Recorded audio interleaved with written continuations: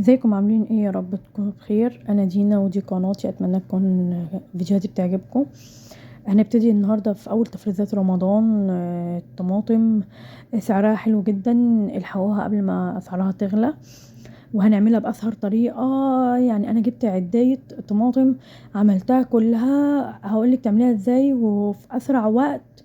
وانا مرضتش اخلي الفيديو طويل علشان يعني الباقات وكده، فهنشوف دلوقتي هنعملها ازاي باسهل واسرع طريقه.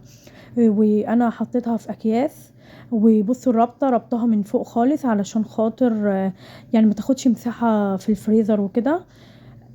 هنيجي دلوقتي اقول لكم ايه اللي هنعمله. احنا بنجيب الطماطم اهو، بننضفها وبنغسلها كويس جدا. الاول ممكن نحطها في حبه ميه بحيث ان هي ايه لو فيها طينه تراب اي حاجه، وبعد كده بنغسلها كويس واحده واحده في الحوض او ايا كان في طبق، ونخليها زي الفل. وبعد كده بنمسك الطماطميه نقطعها بالنص 4/4 ايا كان. المهم ان احنا بنقطع الطماطم كلها، وبعد كده طبعا بنجيب حله نحط فيها الطماطم، وبنرفعها على النار. انا جايبها لكم وانا بقطعها زي ما قلت لكم، بنقطعها زي ما انتوا تحبوا، بس عشان تبقى ايه يعني تغلي معانا على النار بسرعه وتعمل بسرعه اهي. بعد كده نجيب حله. طبعا على حسب، لو انت عندك حله حجمها كبير ممكن تحطيهم مثلا على حلتين كبار. حجمها صغير هتحطي ممكن في اكتر من حله. انا عندي حلتين كبار، فالعدايه خدت مني الحلتين. العدايه كانت حوالي 25 كيلو. ممكن تبقى اكتر شويه، ممكن تبقى اقل حاجه بسيطه اهو. هي كده بصوا في الحله، انا حطاهم بقى في حلتين جنب بعض، بس انا صورت واحده لان هي بنفس الطريقه. اهي زي ما شفتوا الحله اتملت. بنولع عليها النار.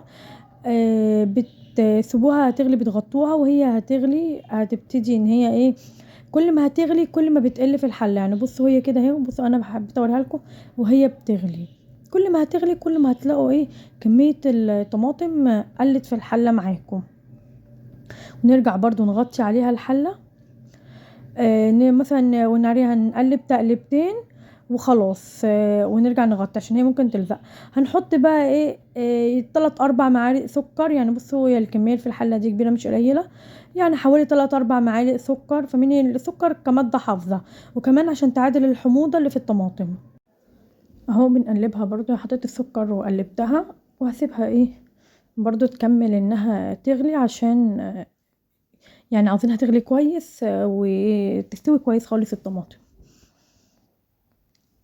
بنغطي عليها برضو ونسيبها. بس صدقوني حلو جدا الطماطم المتفرزه دي بتنفع.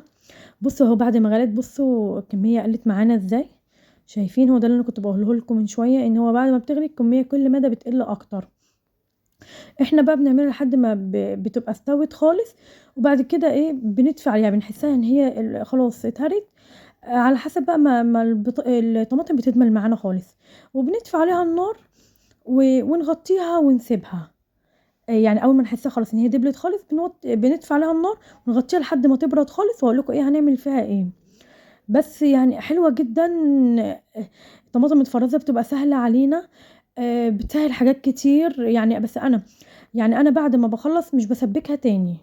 بعد ما بضربها في الخلاط انا مش بسبكها تاني. ليه؟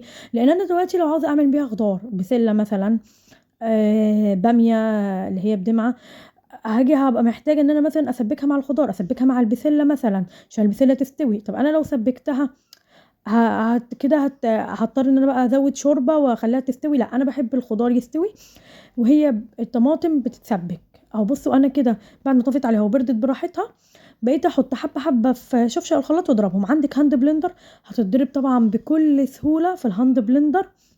بالهاند بلندر في الحله مش تحتاجي ان انت ولا تنقلي في الشفشه الخلاط ولا تضربي في الخلاط ولا اي حاجه خالص. لكن انا عشان ما عنديش هاند بلندر فبضطر ان انا اضربها في شفشه الخلاط وبعدين اصفيها وابتدي بقى افرزها في الاكياس زي ما وريتها لكم كده. فانا مش بغليها تاني، انا بفدي طريقتي في تفريز الطماطم بتبقى سهله جدا. زي ما قلت لكم بطلعها احط فيها مثلا الخضار اللي عاوزه اعمله، بيتسبك بالخضار بتبقى تمام قوي. هي كده بعد ما خلاص.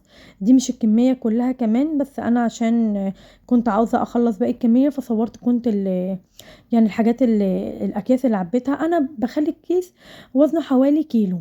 طبعا انت ممكن تخليه نص كيلو، ممكن تخليه اقل، ممكن تخليه مثلا مجين 3 مجين ونص، زي ما تحبي زي ما استخدامك. اتمنى ان الطماطم تكون عجبتكم وتلحقوا تجيبوها قبل ما سعرها يغلى. و... ولو هتفرزوها في اكياس زي كده خلي الرابطه من فوق خالص عشان ما ياخدش مكان منك في الفريزر. واشوفكم في فيديو جديد على خير. واللي مش مشترك في القناه اتمنى انه يشترك. مع السلامه.